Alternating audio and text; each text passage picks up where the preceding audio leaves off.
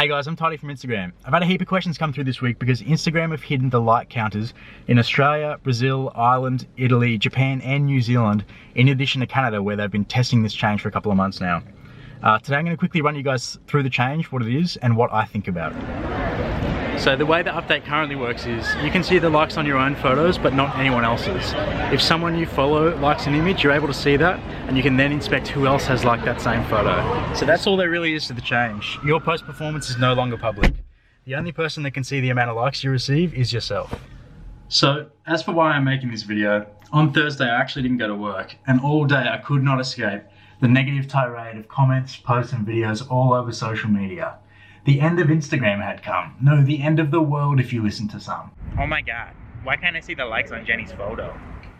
I actually read through most of the complaints I found, and initially I was thinking that I would discuss them in this video, but I genuinely could not find a single argument worth discussing.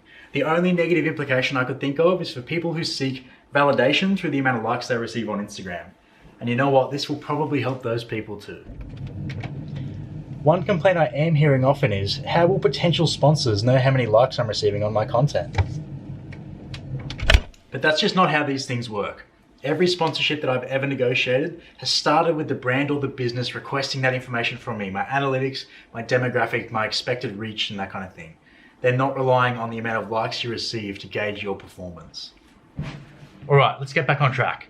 What do I think about this change? I believe it'll be an incredibly positive change for the platform, especially for smaller accounts, and here's why. Issue number one, bandwagoning is a real problem on Instagram. People seek out validation prior to engaging on something.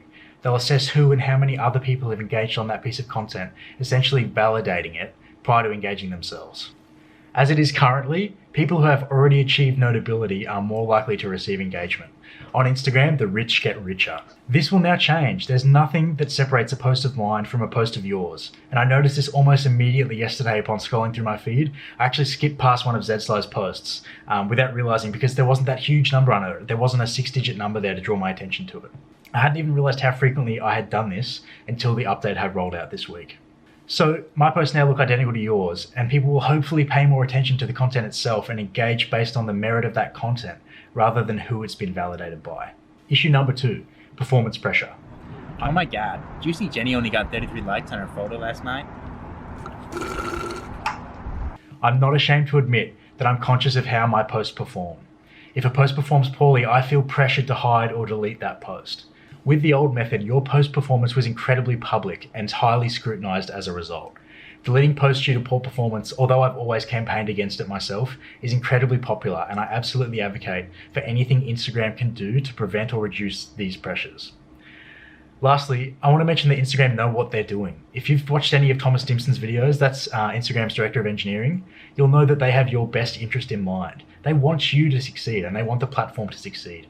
Every change that they've implemented has been tested and measured extensively to ensure it impacts the platform positively. This particular change has been through closed beta testing as early as late last year, I believe. And it's also been rolled out to individual geographical regions. That said, I can definitively confirm that Instagram have recognized problems or challenges with this change. They have recognized that this makes viral or trendy content harder to recognize, and they're looking at other ways to display this. That pretty much wraps everything up. If you've enjoyed this video, please do like and subscribe. If you've got any further questions, shoot them through to me on Instagram. And look, if I receive enough of them, I might do a quick Q&A this week. That's me signing off. Good night, guys.